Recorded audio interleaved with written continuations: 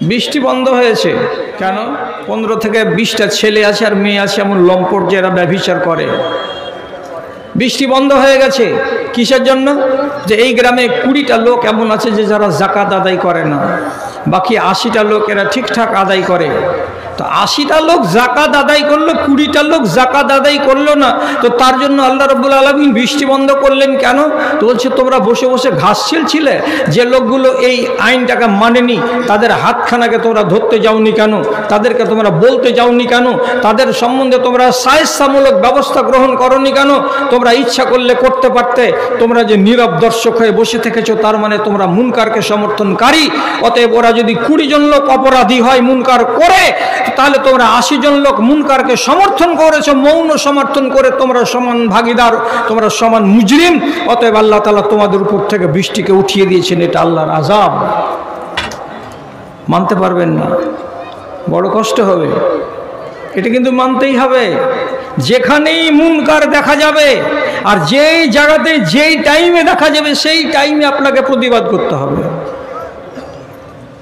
হযরত আব্দুল্লাহ বিন উমর চিরজীবন ওযু করতেন, তো উনার ওযু করার নিয়ম হলো কি, চোখের বাহিরে পানি দিয়ে ধোয়া নয়, চোখের ভিতরে পর্যন্ত পানি পৌঁছে দেওয়া, এটা উনার মশলা।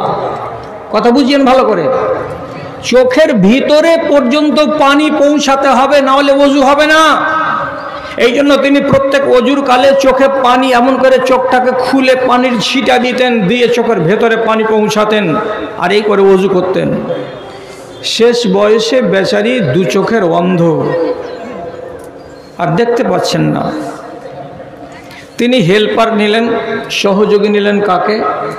একজন প্রসিদ্ধ তাবেঈ, তার নাম মুজাহিদ রাহিমাহুল্লাহকে। উনি কোনো গ্রামে যেতেন তো সাথে আছেন কে? তো মুজাহিদ। উনি কোনো মসজিদে গেছেন, এখান থেকে ওই গ্রামে সাথে আছেন কে? তো মুজাহিদ রাহিমাহুল্লাহ। সর্বত্রই সব জায়গায় তিনি মুজাহিদ রাহিমাহুল্লাহকে সাথে করে নিয়ে সঙ্গী হিসাবে যেতেন।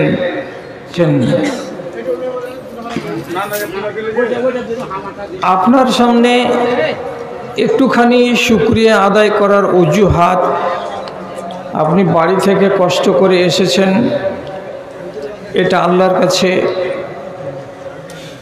অত্যন্ত প্রিয় কাজ। বসে বসে শুনছেন, দিন ও ঈমানকে বৃদ্ধি করে এমন বায়ানাত,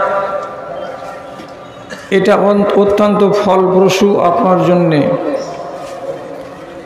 তথা মাদ্রাসা কমিটির আহ্বানে সাড়া দিয়ে সাধ্যমতো নিজের পকেট থেকে কিছু টাকা পয়সা উৎসর্গ করে দিলেন, এটা হচ্ছে মুত্তাকিনদের পরিচয়।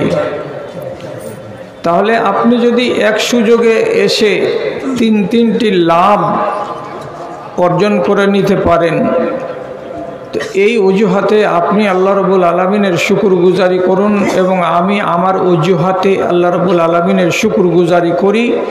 মোহাব্বতের সাথে শুকরগুজারির ভাষা ছোট করে বলছি আলহামদুলিল্লাহ।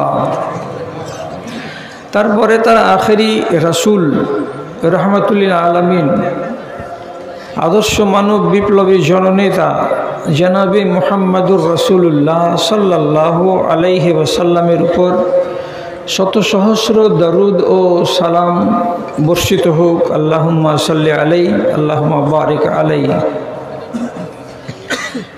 বিরাদারানে মিল্লাত, স্পষ্ট কথাই বলছি যে আমি একজন 64 বছর বয়সের বয়স্ক মানুষ।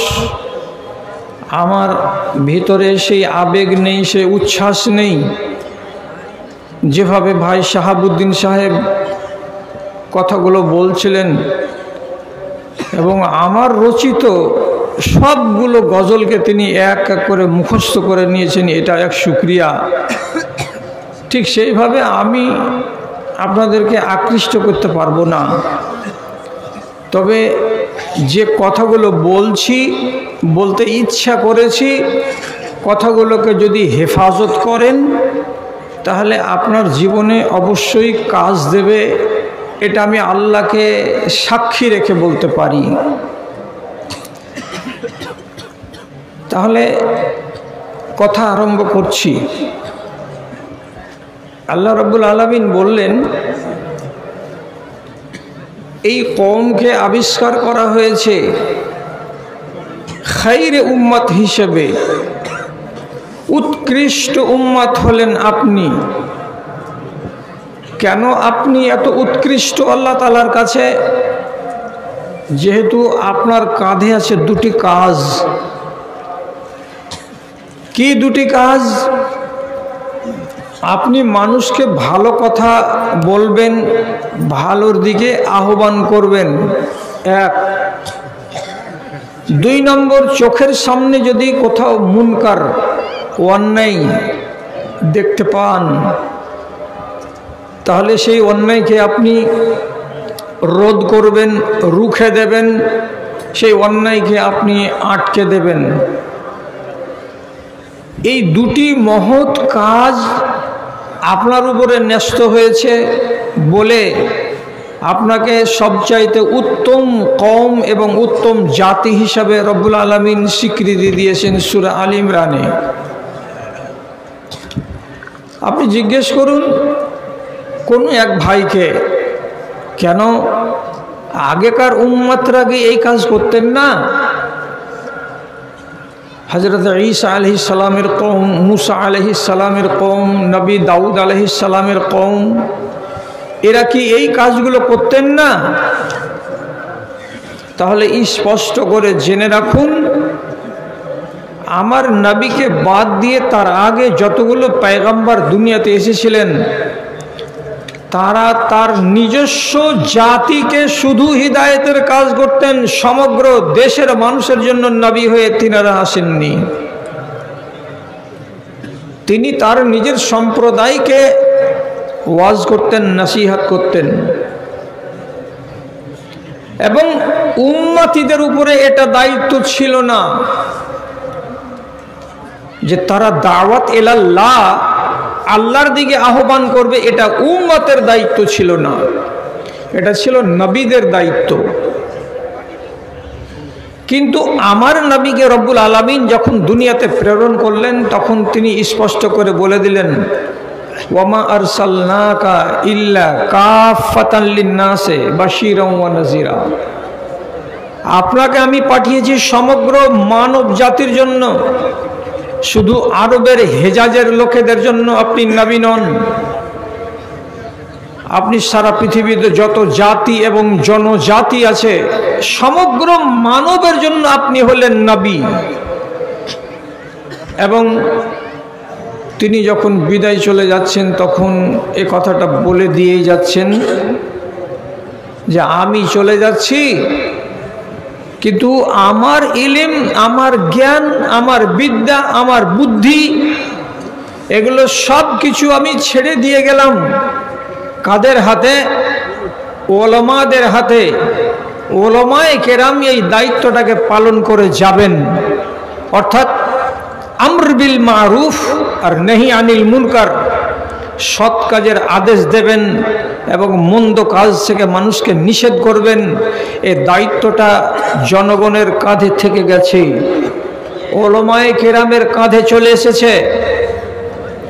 সুতরাং আপনি তো এও বলতে পারেন যে আমাদের ইলামি এলাকায় 10,000 জন কাছাকাছি আলেম আছেন, তাহলে এই আলেম কটাই হলেন কে?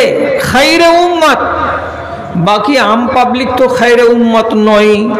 কেন? যে এরা তো কোনোদিন কাউকে ভালো কাজের আদেশ করে না আর মন্দ কাজ থেকে নিষেধ করে না। না, এই ধারণা করবেন না। যারা আমার ভাইয়ের মতো যোগ্য আলেম, তিনি খুঁটি নাটি বিষয়ে আপনাকে জ্ঞান দেবেন। আর আপনি একজন চাষি, আপনার এতটুকুনি জ্ঞান আছে, এতটুকুনি, আপনি ওইটুকুনি বলতে যাবেন আর একজনকে যে লোকটা জানে না। বলে আল্লাহ রাব্বুল আলামিন তার নবীর মারফতে এই উম্মতের যে কোনো সদস্যকে, উম্মতের যে কোনো মানুষকে এই দায়িত্বের ভেতরে শামিল করে নিয়েছেন। আপনি কম পড়া, আপনি কম দায়িত্ব পালন করবেন, আমি বেশি পড়া, আমি বেশি বড় দায়িত্ব পালন করব।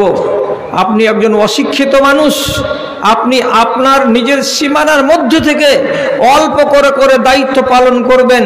কেন যে নবী করিম সাল্লাল্লাহু আলাইহি ওয়াসাল্লাম বলেছেন, বাল্লিগু আন্নি ওয়ালাউ আয়া, একটা কথা যদি জানো সেটাই আরেকজনের কাছে পৌঁছে দাও, আরেকজনকে যেন তুমি জানিয়ে দিতে পারো।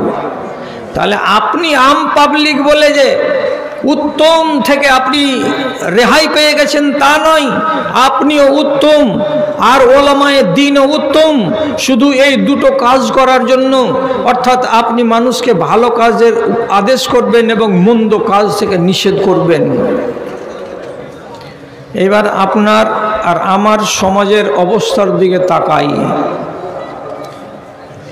আল্লামা ইবনে বাজ রাহিমাহুল্লাহ তিনি তার এক ভাষণে বলছেন, যে সমাজ থেকে ভালো কাজের আদেশ দান উঠে গেছে, মন্দ কাজ থেকে মানুষকে নিষেধ করা এই দায়িত্বটা যেই জাতি ভুলে গেছে, সেই জাতির মেরুদণ্ড নেই, তারা মেরুদণ্ডহীন প্রাণী হয়ে বেঁচে আছে। তাদের কাছে ঈমান পূর্ণাঙ্গ রূপে নেই, তারা পোকা লাগা ঈমান নিয়ে বেঁচে আছে। তাদের কাছে পূর্ণ দিন নেই, তারা অসম্পূর্ণ দিন নিয়ে বেঁচে আছে। কবে যে দুপ করে নিভে যাবে এই চিরাগ কিছুই বলা যাবে না। যেই জাতির ভেতরে এই দুটো কাজ নেই, যে চোখের সামনে দেখতে পাবে মুনকার অথচ মুনকারের বিরুদ্ধে গর্জে উঠবে না, চোখের সামনে একটা মানুষ হয়তো ভুল কাজ করছে, তার ভুলকে সংশোধন করে দেবে না, এইরকম মানুষ যদি গাফেল হয়ে যায় তাহলে সে দেশের সর্বনাশ হয়ে গেছে। ভাই, আমাকে আপনাকে যেই মুহূর্তে যখন যেই জায়গায় দেখতে পাবো যে চোখের সামনে মন্দ কাজ হচ্ছে, আপনাকে রুখে দাঁড়াতে হবে। শিখবেন কিভাবে সাহাবায়ে কেরাম রুখে দাঁড়াতেন।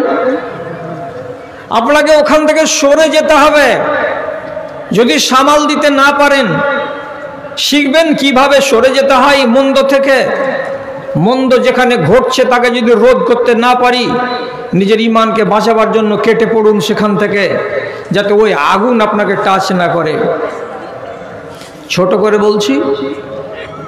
করে বলছি, হযরত উমর রাদিয়াল্লাহু তাআলা আনহুর জামানায় কনস্টান্তিনোপলে যুদ্ধ হলো।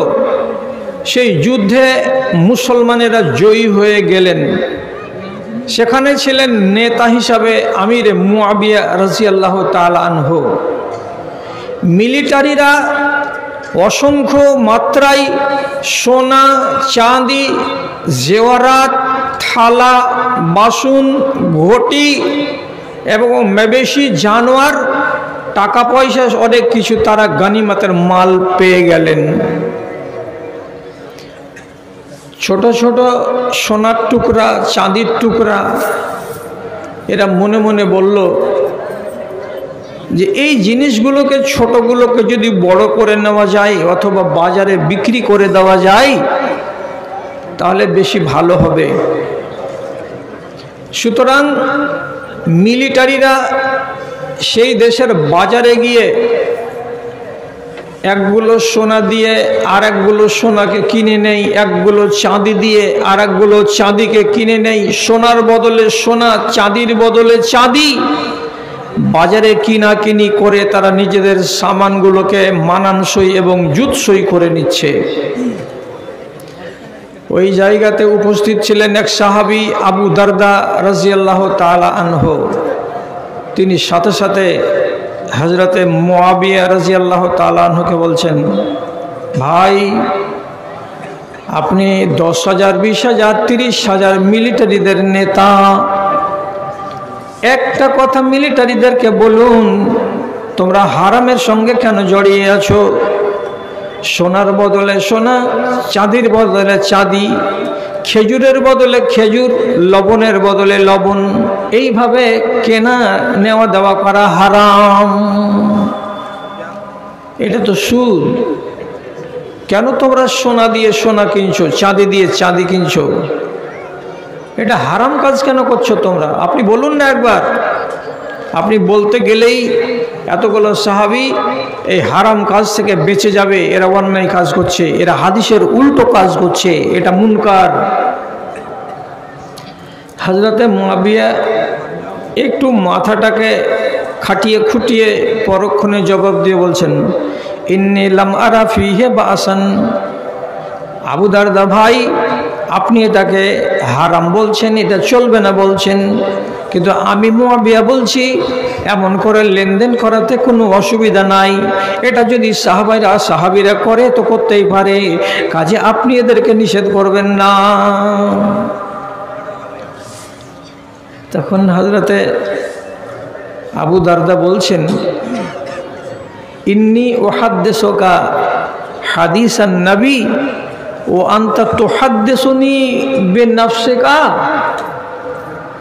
আমি আপনাকে রাসূলুল্লাহর হাদিস বলছি আর আপনি আমাকে আপনার মনের কথা বলছেন। আমি বলছি এটা হারাম রাসূলের হাদিস থেকে, আর আপনি বলছেন আমার মন বলছে এটা হারাম নয়, এটা করা যাবে। তাহলে এই মুনকারের সঙ্গে আপনিও জড়িয়ে আছেন। সুতরাং এমন মুনকার থেকে আমাকে বাঁচতে হবে কি করে? সাথে সাথে আবু দারদা তাকে শুনিয়ে বলছেন, ফাইন্নি লাম উসাকিনুকা ফি বালাদিন আনতা ফিহা। হে মুআবিয়া, আপনার মতো লোক, যে লোকটা রাসূলুল্লাহর হাদিসকে অগ্রাহ্য করে, যেই লোকটা রাসূলুল্লাহর হাদিসকে অন্য তর্জমা করে, তার গলত ব্যাখ্যা বিশ্লেষণ করে শোনাই এবং মানুষকে একটা মন্দ কাজ থেকে রহিত করে দিতে পারে না, আপনার মতো নেতা যে দেশের মাটিতে থাকবে, সেই দেশের মাটিতে আমি যতদিন বাঁচব ততদিন আর বাস করব না, আপনার কাছেই থাকবো না, আপনার ধারেই যাব না। আপনি যে দেশে থাকবেন সে দেশ থেকে অনেক দূর এলাকায় চলে যাব, যেখানে আমার ঈমানকে খাতরা হবে না, যেখানকার লোকেরা মন্দ কাজ করবে না। চিন্তা করেন, ইনি একজন সাহাবী, ইনি একজন সাহাবী, দুজনে মতবিরোধ। তিনি নিজেকে কিভাবে সরিয়ে আনছেন যে এখানে মুনকার হয় আর আপনি মুনকারকে সমর্থন করেন, সুতরাং আপনার মতো লোকের সঙ্গে আমার বসবাস হবে না। সমস্ত মিলিটারি কনস্টান্টিনোপলের এলাকা থেকে সিরিয়ার মাটিতে ফিরে চলে এলেন। হযরতে আবু দারদা রাদিয়াল্লাহু তাআলা আনহু তিনি সিরিয়াতে ফিরে না গিয়ে সরাসরি মদিনা চলে এলেন। হযরতে উমর রাদিয়াল্লাহু তাআলা আনহু একে দেখতে পাওয়ার পরে জিজ্ঞেস করে বলছেন, হে আবু দারদা, সারাটা এলাকার মিলিটারিরা যুদ্ধের শেষে নিজের বাড়ি ফিরে গেছে, তুমি কেন বাড়ি ফিরে যাওনি? এখানে কিসের জন্য তুমি আবার বিদেশে চলে এসেছো? তখন তিনি আবেগের সাথে বললেন, হে খলিফাতুল মুসলিমিন, আমি কসম খেয়ে নিয়েছি যে ওই জায়গায় আর যাব না, ওই মানুষটার সাথে আমি উঠবো না আর বসবো না, যে মানুষটা নবীজির হাদিসকে অমান্য করে। কি হয়েছে? তো বলছে এই ঘটনা ঘটেছে। এবার হযরত উমর রাদিয়াল্লাহু তাআলা আনহু একখানা কাগজ হাতে করলেন আর কলম দিয়ে দুটো কথা লিখে দিলেন, আর দেওয়ার পরে সেই চিঠিখানা আবার আবু দারদার হাতে তুলে দিলেন, আর দেওয়ার পরে তাকে পাঠিয়ে দিলেন কোথায়? সিরিয়ায়। যাও আবু দারদা, তোমার মতো একটা নেককার মানুষ যদি কোনো এলাকায় না থাকে তো তাহলে সেই এলাকাটার কোনো মূল্য থাকে না, ওজন থাকে না, ধার থাকে না, ভার থাকে না। তুমি ওখানে চলে যাও এবং আমি যে চিঠিখানা দিলাম সে চিঠিখানা আমির মুআবিয়াকে সেখানে তুমি দিয়ে দিও, গভর্নর মুআবিয়াকে দিয়ে দিও। এই বলে চিঠিখানা দিলেন। আবু দারদা সেই চিঠিখানাকে যখন দিয়ে দিলেন হযরতে মুআবিয়ার হাতে, তখন হযরতে মুআবিয়া মাথাটাকে নিচু করলেন, আর করার পরে তিনি নিজের সম্মতি জ্ঞাপন করে বলছেন, আবু দারদা, তোমার সিদ্ধান্তটা ঠিক আছে, আমার সিদ্ধান্তটা ভুল আছে। তুমি যে রাগ করে চলে গেছিলে সিরিয়াকে ছেড়ে দিয়ে, এটা আমার উপরে ক্ষোভ করে চলে গেছিলে, কেন যে আমি মুনকারকে মুনকার বলতে যাইনি, এটা হলো তোমার ইমানের জোশ, তোমার ইমানের জজবা। আমি তোমাকে সম্মান করি এবং তোমার যেটা দাবি সেই দাবিটা হযরত ওমর রাদিয়াল্লাহু তাআলা আনহু সমর্থন করেছেন আর করার পরে আমার কাছে পাঠিয়ে দিয়েছেন। তার জন্য আমি এটাকে মেনে নিলাম, এটাকে সমর্থন করে দিলাম। আজ থেকে আপনার বিরোধিতা আমি করব না, আপনি আনন্দের সাথে আমার সাথে বাস করেন। তাহলে আপনারা তো জ্ঞানীগুণী এলাকার জ্ঞানীগুণী মানুষ, বুঝতে পারলেন চোখের সামনে যদি একটা মুনকার হয় তাহলে সে ব্যাপারে আপনার পদক্ষেপ কত দূর হওয়া উচিত। এখন এটার মূলে যদি আপনাকে তিনটা কথা বলি তাহলে আমাকে তাড়াতাড়ি করিয়েন না আর রাস্তা ঘেরিয়েন না। কি কথা? মসজিদে আজান পড়ছে, আপনাদের ইলামির বাজারে যে কোনো দোকান খোলা থাকছে, চায়ের দোকান, পার্টসের দোকান, মোবাইলের দোকান, আর কিছু দোকান, আর কিছু দোকান, একটাও দোকান বন্ধ হয় না। এইরকম একটা মানুষ পাওয়া যাবে না এই শহরের ভিতরে, এই গ্রামের ভেতরে, যে মানুষটা ওই চায়ের দোকানদারকে গিয়ে বলবে আজান পড়ে গেছে তারপরেও তোর দোকান খোলা আছে, কোন সাহসে? তোর ভেতরে ঈমান আছে না নাই? তুই যদি এই নামাজ না পড়বি তো দেশবাসীকে বেঈমান বানাবি কেন? দোকানটা বন্ধ করে দে, তাহলে হবে এটা কি আর 10 জন লোক তোর দোকানে বসে বসে জামাত ছাড়বে না, নামাজ ছাড়বে না। এই করে আপনি কি পারবেন? সেই সাহস আছে? তৎক্ষণাৎ বলে দিতে পারবেন প্রতিবাদের স্বরে, বন্ধ করো দোকান, চলো আল্লাহর ঘরের দিকে? পারবেন? পারবেন না। তার মানে কি আপনি তাহলে মুনকারকে সমর্থন করেন? আপনি বলছেন আমার ক্ষমতা নেই। ক্ষমতা নেই তাহলে একটা কাজ করতে পারবেন? আমার ভাই মাদানী সাহেবকে আমি সাক্ষী করে বলছি, রাসূলুল্লাহ বলেছেন মুনকারকে হাত দিয়ে রোধ করো। হাত দিয়ে যদি রোধ না করতে পারো তাহলে মুখ দিয়ে রোধ করো। মুখ দিয়ে যদি রোধ করতে না পারো তো অন্তর থেকে ঘৃণা করো। আপনি অন্তর থেকে ঘৃণা কি করে করবেন? সন্ধ্যাবেলায় চা খেতে আসবেন, চায়ের দোকানের নাম মহবুল হোসেন, আপনি ওর দোকানকে ছেড়ে দেন, দিয়ে অন্য দোকানে যান।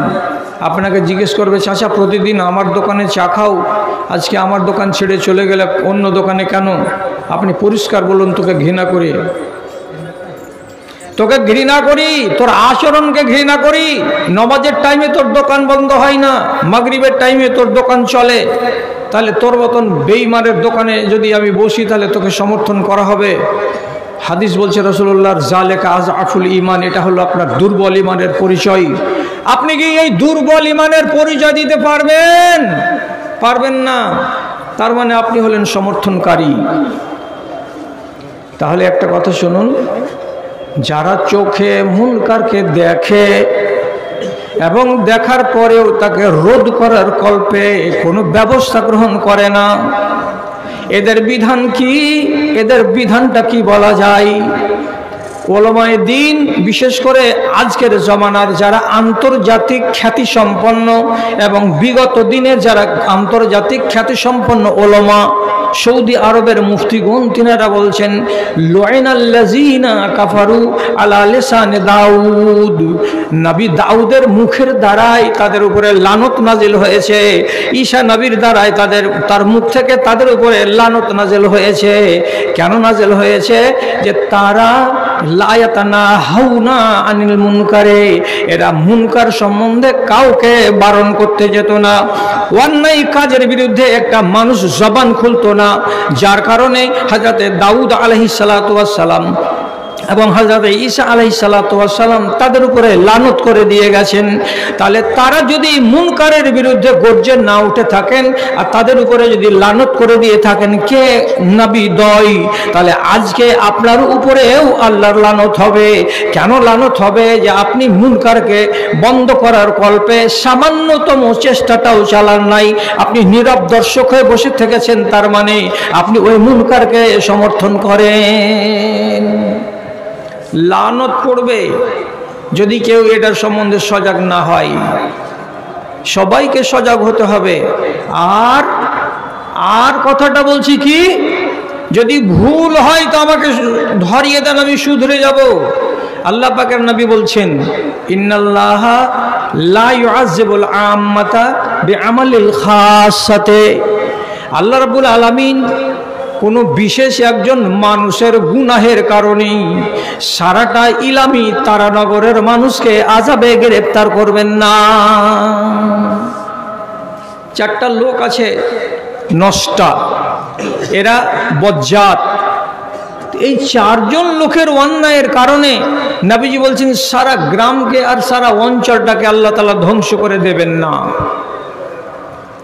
করছে চারজন, আর এখানে 40,000 মানুষ বাস করে, এরা তো মন্দ করে না। তবে হাদিসের পরে অংশটা কি আসছে, ইল্লা আন্নাহুম কাদিরুনা আইয়ুনকিরুহু ফালাম ইউনকিরু। আল্লাহ তাআলা চারজন অপরাধীর দাঙ্গাবাজের কারণে সারাটা দেশকে নষ্ট করে দেবেন না, আযাব দেবেন না। তবে দিয়ে দেবেন কখন? যখন সেই দেশের মানুষেরা ওই দাজ্জালগুলোকে, ওই শয়তানগুলোকে, ওই মারদুদগুলোকে, ওই সমাজের কীটগুলোকে এরা রুখে দিতে পারবে, এদের হাতকে বেঁধে দিতে পারবে, এদেরকে শাসন করতে পারবে, এদের সায়স্তা করতে পারবে। অথচ তারা যদি সায়স্তা না করে, তারা যদি নীরব ভূমিকা পালন করে, তো নবীজি বলছেন হাল্লা আলাইহিমুল আযাব।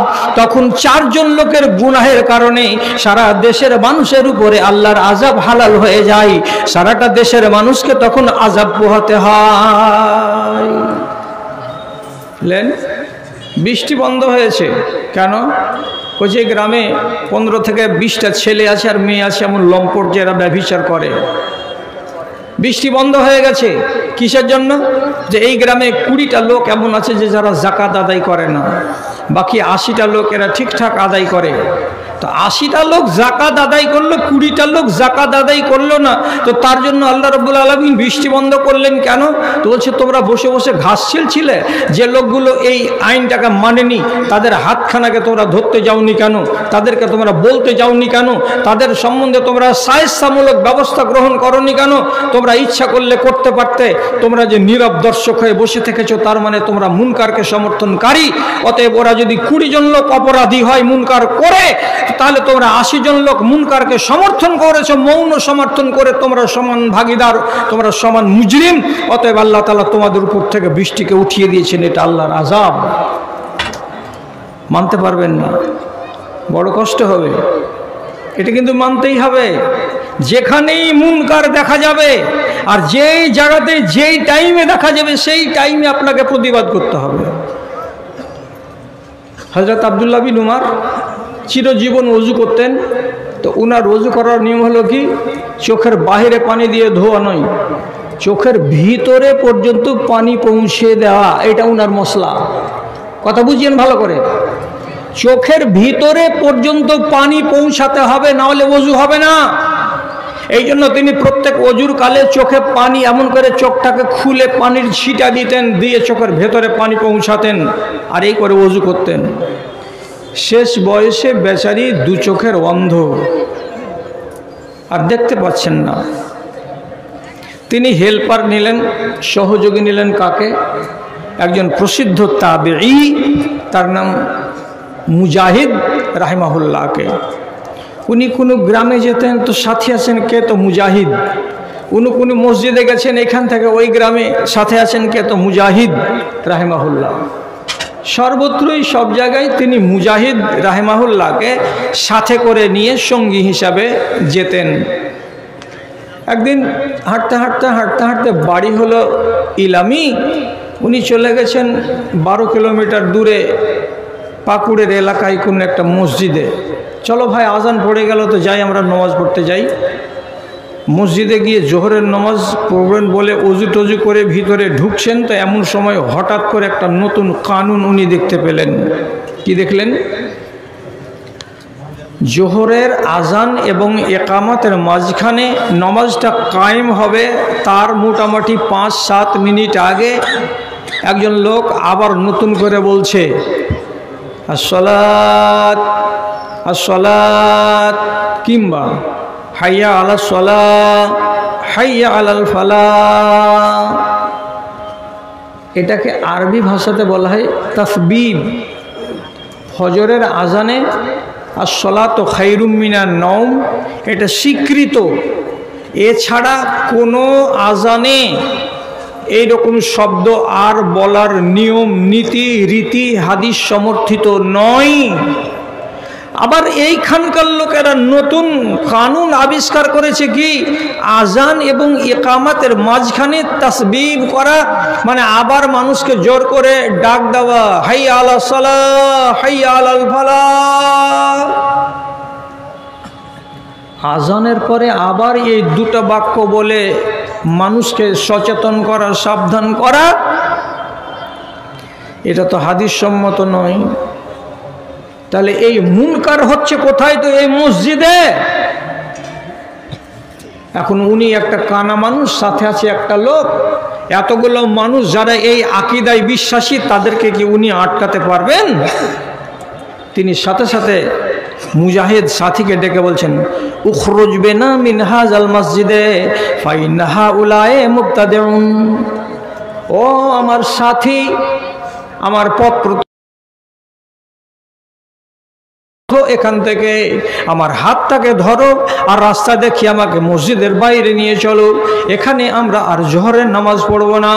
কেন পড়বেন না হযরত, কেন পড়বেন না? তো তিনি বলছেন এই লোকগুলো হলো বিদাতি। কেন? আল্লাহ পাকের নবীর হাদিসে যেগুলো কথা আজানের ভেতরে কেবল ফজরের আজানে আছে তাসবিহ, তাছাড়া বাকি 4 ওয়াক্তের আজানে কোনো রকমের তাসবিহ বলে কথা নেই। অথচ এরা জোহরের আজান হয়েছে, তারপরে আবার নতুন করে মানুষেরাকে ডাকছে হাইয়া আলাস সালাহ আর হাইয়া আলাল ফালাহ বলে। এটা শরীয়ত সম্মত নয়। আর যেখানকার মানুষেরা এমন বিদআত করে সে মানুষের সঙ্গে আমার নামাজ পড়া চলবে না। আমি এমন মুনকারকে মন থেকে অপছন্দ করি, আমি এই মুনকারকে মন থেকে ঘেন্না করি, তার জন্য এই বিদাতীদের কাছে থাকবো না। চলো চলো এখান থেকে চলে যাই। সাথে সাথে বেরিয়ে চলে গেলেন। তিনি শুধু মুখ খুলতে পারলেন না ওই জায়গায়, কেন? যে ওদের মেজরিটি। তাহলে তিনি নিজে এটা তো ওসুল কায়েম করলেন যে যেখানে মুনকার হবে সেখান থেকে আমাকে কেটে পড়তে হবে, আমি ঘৃণা করি বলে। উনি তো নিজেকে বাঁচিয়ে নিলেন। আপনি পারবেন বাঁচাতে? যদি বেয়াদবি না হয় তো আপনার কাছে মাপ চেয়ে নিচ্ছি।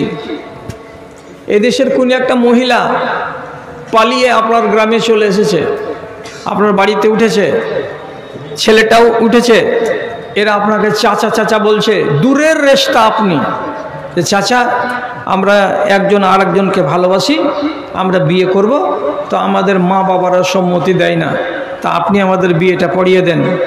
আপনি গ্রামের সর্দার, মাতব্বর লোক, আপনি বলছেন দেখো তো মেয়েটা সাবালিকা ছেলেটা সাবালক, এরা যদি একজন আরেকজনকে চাই, বাবা মা দিবে না, তো যখন ওরা আমাকে গার্জেন মেনেছে, আমাকে বড় বলে মানছে, তো বিয়ের কাজটা করে দিই। এবার আপনি মুরব্বী মানুষ, গ্রামের একটা মাওলানাকে ডাকলেন, আর ডাকার পরে বলছেন ভাই অমুক সাহেব, এই ছেলে মেয়ের মধ্যে একটু ইজাব কবুল করিয়ে দেন তো, নিকাহটা পড়িয়ে দেন তো। আমার মতো একটা টুপিওয়ালা মৌলবি ওই মজলিসে বসে 500 টাকার ভিখারি, এই জালিল ইনসান একবার জিজ্ঞাসা করলো না যে সর্দারজি এটা আপনার বেটি, যে আপনার বাড়িতে বিয়ে হচ্ছে, ছেলেটাকে এরা যে পালিয়ে এসেছে, এর বাপ যদি অনুমতি না দেয় তো বিয়ে হবে না। তোর বাপ কি মরে গেছে? আপনি কেন আর বাপ হতে গেলেন? এই বিবাহ জায়েজ হবে না। আমি কোন কথা, আমার সাথে যদি আরো বড় বড় ইলামি তারানগর এলাকার যদি বড় বড় একজন মাদানী আলেমকে ডেকে আনেন, উনি ওই বিয়েটাকে হালাল করে দিতে পারবেন না। আমি বিয়ে পড়াবো না, না আমার নিজের ইমানকে আমি বিক্রি করব না। এই কথাটা বলে কোনো একটা আলেমের বেটা আলেম ওই মজলিস থেকে নিজেকে সরিয়ে নিতে পেরেছেন বা পারবেন? পারে না। কেন? তোর হালাল হবে না হারাম হবে, আয়াত 3টা পড়ে দেব, ইজাব কবুল করিয়ে দেবো, 1000টা টাকা পাবো, বিহাটা রাইতের, এটা বিয়া হলো হুড়ের বিয়া। এই 1000টা টাকা কে ছাড়ে? পকেটে ভরে নিলাম।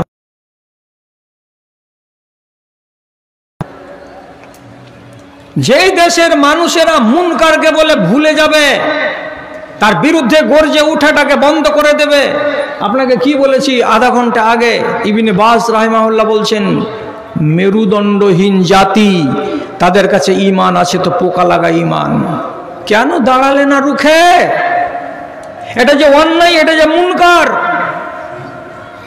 ভাই আমার, হেফাজত করবেন কথা, হেফাজত করুন। একটা যুদ্ধ হয়েছিল ইসলামের ইতিহাসে, তার নাম জাঙ্গে জামাল, উটের যুদ্ধ। একদিকে আম্মা আয়েশা আর একদিকে জামাই বাবু হযরতে আলী রাদিয়াল্লাহু তাআলা আনহু। যুদ্ধটা আল্লাহর মেহেরবানিতে হয়নি, ভুল বুঝাবুঝি দৌড় হলো। শেষের বেলায় বিনা যুদ্ধে সে যুদ্ধটা সমাপ্ত হলো। কিন্তু মানুষ তো ময়দানে চলে গেল, লাঠি তলোয়ার সোটা ঘোড়া নিয়ে আর তীর নিয়ে আর বল্লম নিয়ে। শেষের বেলায় হযরত আলী রাদিয়াল্লাহু তাআলা আনহু এক জায়গাতে আরাম করছেন, আর ওই জায়গাতে একটা লোক, সেও কিন্তু সাহাবী, এসে তখন হযরত আলীর সামনে বলছেন, খলিফাতুল মুসলিমিন, কিছু কথা আপনাকে শোনাতে চাই, শুনবেন কি শুনবেন না? হ্যাঁ শুনবো। কি বলছো ভাই? তো যেহেতু আয়েশা রাদিয়াল্লাহু তাআলা আনহা আলীর বিরুদ্ধে ছিলেন শাশুড়ি, আর এই লোকটা হচ্ছে আলীর পক্ষের, তখন হযরতে আয়েশার গুজব স্বরূপ কথা বলতে আরম্ভ করেছে। কি বলছে? মা আয়েশা যদি এইরকম করে আপনার বিরুদ্ধে উঠে চড়ে যুদ্ধের ময়দানে না যেতেন, তাহলে এত জটিল সমস্যা হতো না। আম্মা আয়েশা কিন্তু এটা ভালো কাজ করেনি। আম্মা আয়েশাকে কিন্তু ভালো চোখে দেখা যাবে না। তিনি এই, তিনি ওই, তিনার চরিত্র এই, তিনার চরিত্র হলো এই রকম করে দুটা চারটা পাঁচটা ছটা করে লান্তানের ভাষাগুলো লোকটা যখন বলতে আরম্ভ করেছে কার সম্বন্ধে, তো আম্মা আয়েশা সম্পর্কে। তখন সেই জায়গায় আম্মার বিন ইয়াসির রাদিয়াল্লাহু তাআলা আনহু উপস্থিত ছিলেন। সাথে সাথে আলী রাদিয়াল্লাহু তাআলা আনহুর পাশে খাড়া হয়ে যা বলছেন, উসকুত ইয়া আহমাক, এই আহমক, একবারে জবানটাকে বন্ধ করে দে, একদম মুখে তালা লাগিয়ে দে। খবরদার, খবরদার, মা আয়েশা সম্পর্কে একটাও কটু কথা বলবে না। এটা মুনকার, এটা অন্যায়। আর এমন অন্যায় কাজ তুমি করবে আর আমি তোমার পাশে দাঁড়িয়ে দাঁড়িয়ে শুনবো, এটা হতেই পারে না। অতএব তোমার মুখটাতে তালা লাগাও, বন্ধ করো, নাহলে আক্রমণ তোমার উপরে করে দেওয়া যাবে। দেওয়ার পরে বলছেন, আতুজি হাবিবাতা রাসূলিল্লাহ, তুমি এসব কথা বলে আল্লাহ পাকের নবীর যেটা সবচাইতে পছন্দনীয় বিবি, সবচাইতে যাকে নবীজি বেশি ভালোবাসতেন, এমন একটা বিবিকে তুমি কিসের জন্য লানতান করে চলে যাচ্ছ এবং তার মনে কেন কষ্ট দিতে চলেছ? একটা মাসুম বেগুনা একটা মহিলাকে এমন ইলজাম বাবদ, এমন অপবাদমূলক কথা তুমি বলতে যেও না। এটা সহ্যের কথা নয়, এটাকে একবারে অসহ্যের কথা বলা যায়। এবং এই মুনকারকে এক্ষুনি বন্ধ করো, নাইলে তোমার উপরে আমার হাত চলে যাবে, সাবধান হয়ে যাও। রাস্তার ধারে ধারে মূল্যভরের দোকান নিষেধ করা সত্ত্বেও বসে গিয়েছে। মুনকার সম্পর্কে আলোচনা চলছে। ভলেন্টিয়ারগণ, আপনারা আপনাদের দায়িত্ব পালন করুন। রাস্তার ধারে বা যে কোনো জায়গায় মূল্যভরের দোকান বসা নিষেধ আছে, আপনারা তাদেরকে উঠিয়ে দেন। তাহলে সাহাবায়ে কেরাম যখন যেখানে মুনকার দেখতে পেয়েছেন তখনই রুখে দাঁড়িয়েছেন। আমার শ্রদ্ধেয় ভাই সভাপতিকে সাক্ষী করে বলছি, মোড়লদের সম্পর্কে দুই রকমের হাদিস আছে। আমি শুধু একটা হাদিস আপনাকে বলছি, তাতে লেখা আছে, এই হাদিসটা হাসান। তাতে কি লেখা আছে? এই দুনিয়ার কিছু কিছু মোড়লকে কিয়ামতের দিন আল্লাহ রাব্বুল আলামিন তার মাথার চুলের সঙ্গে শক্ত দড়ি গিরা লাগিয়ে দিয়ে সুরাইয়া নক্ষত্রের সাথে তাকে বেঁধে এই শূন্য আসমানের তলায় ঝুলিয়ে দেবেন। কত লম্বা দড়ি হবে? আপনারা তো দেখেছেন এই দেশের ছোট ছোট ছেলেরা গামারের গাছে দড়ি ঝুলিয়ে দিয়ে তারা দোলনা দোলে এবং তারা আনন্দ করে। ঠিক সেই রকমই একগুলো মানুষের মাথার চুলকে মজবুত করে বেঁধে সুরাইয়া নক্ষত্রের সাথে তাকে ঝুলিয়ে দেওয়া হবে, তারা দোলনার মতো দোলতে থাকবে।